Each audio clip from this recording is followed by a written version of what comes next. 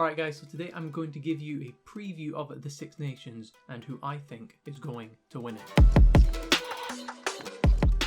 So coming in at 6th place, I have got Italy. I think they're going to finish on 0 points and get 0 wins in this competition. I do like the Italian team. I think they have some very nice players.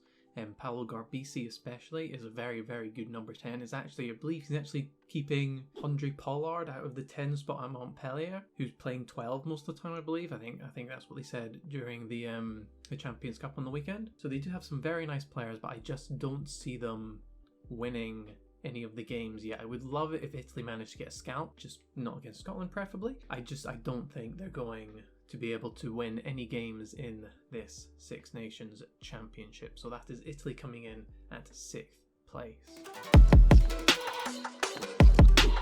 In 5th place, we have the current champions, Wales. Now, they did win the championship next season, and now that I'm saying they'll finish 5th, that probably means that they're going to win it again.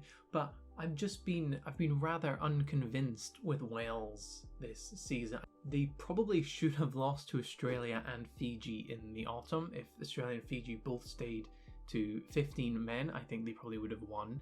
But Wales did manage to win those games, and they did win the championship, so they do deserve the credit for that. But I've been unconvinced by how they've been playing, and I think their luck's going to catch up on them in this championship, and I think they will finish 5th and they will only beat Italy. Coming at 4th place, I have got England. So I think England will finish 4th for a couple of reasons. One of those reasons is that they've got a fairly inexperienced team in some key positions. Now, Marcus Smith is a fantastic number 10, but he's not even played international rugby for a season, like a full year yet. And he's not played an away game in front of fans. The closest he's got to is playing away in the Lion. And so I'm not sure how he'll deal with, 67,000 Scotland fans at Murrayfield getting on his back. I'm sure he'll do fine because he's a fantastic number 10, but you could just see those little drops of 1-2% from a bit of pressure being put on him by an away support, which could all of a sudden mean that those flat passes are being picked off by the defensive line. Those kicks are going slightly too long and going into touch. Those fine margins that you need to play at international rugby might just not be there because he's never experienced those type of atmospheres before. I'm sure he'll be great. They do have some difficult away games this season against France and against Scotland. They have an even record with Scotland currently, 2 wins apiece and a draw, and away at Murrayfield. I think you would presume that Scotland should be winning that game, with considering that record.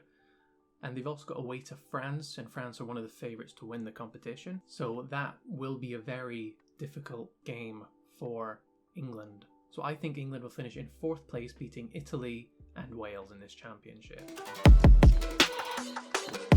Coming in at 3rd place, I have got France. This might be controversial. Basically, the reason I've got France here is, you might say, they're going to win it. They're going to win the Six Nations, and they could very easily go on and win the Six Nations, even win a Grand Slam. But I'm just looking at some of the games they've got coming up, and against Scotland, they've actually got a losing record against Scotland in the last 5 games. 3 to Scotland and 2 to France, and in the last 5 games at Murrayfield, it's 4 to Scotland and 1 to France. So looking at that, it suggests that Scotland should be going into that game as favourites to win, and probably should win that game because that's what they've done of recent. Now, France could very easily go to Murrayfield and win. They are a fantastic team, but I just think there's a very good chance that they're not going to win that game. And also, that's the 3rd game of the championship, and that's when the pressure might start to build on them, where they might now be getting the pressure again, where they're going to go and win a Grand Slam, they're going to go and win the Six Nations. And the last couple of times that's happened, they've played Scotland both of those times, and they've messed it up, and they've not been able to win the Six Nations. And they've thrown their Six Nations away because of the pressure that's been put on them, and they've just not been able to perform under it. I also think that Ireland look better than them right now. So I have France to finish 3rd, to beat Italy, Wales and England. So that means coming in at 2nd, I have got Scotland. Now, I might be slightly biased here, with me being a Scotland fan, but I do think Scotland have a really good opportunity to come in second here. They have a fairly experienced squad in the Six Nations now. They're no longer a team that have a lot of young players playing. They've got experience in every position who know what it takes to win games in this competition. I also think Scotland have quite a good run where they start at home to England and then go away to Wales and then have home to France, then away to Italy and then away to Ireland. And like I mentioned previously, they have a winning record over France and they have an even record with England, and with those two games being at home, you should expect them to win those games. I've also said that I'm not convinced by Wales. However, Scotland haven't won in Cardiff for a very long time. We beat Wales during the pandemic in Wales, but that game wasn't being played in Cardiff and it wasn't in front of fans. So how much can you take from that game? I think you can still take a fair amount from it, but the fans at the Principality Stadium make a huge difference for Wales. So that game is going to be a tricky one for Scotland, but I still think Scotland are a better team than Wales, and I think Scotland will beat Wales there. They should beat Italy, and now the only problem they will have is away to Ireland. Now Scotland have struggled against Ireland in recent years, where we've gone to Ireland playing good rugby, playing well, and then we've been absolutely smashed by them. Or even in the Six Nations last year, where it was only a 3-point game, Ireland were very comfortable throughout most of that game and Scotland managed to come back into it.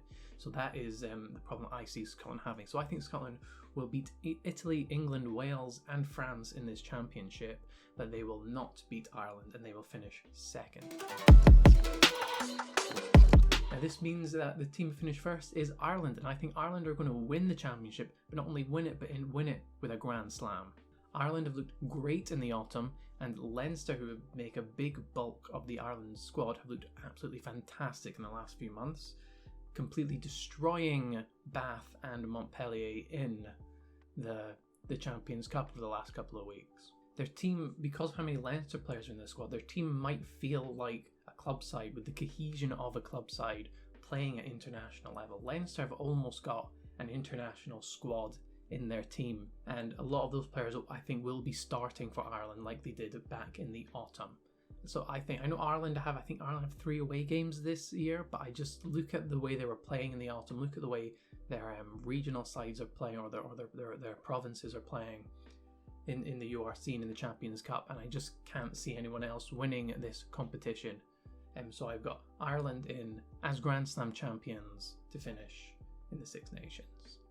So tell me what you think is going to happen down below, and leave a like on this video if you enjoyed it. As always, guys, have a great day. See ya.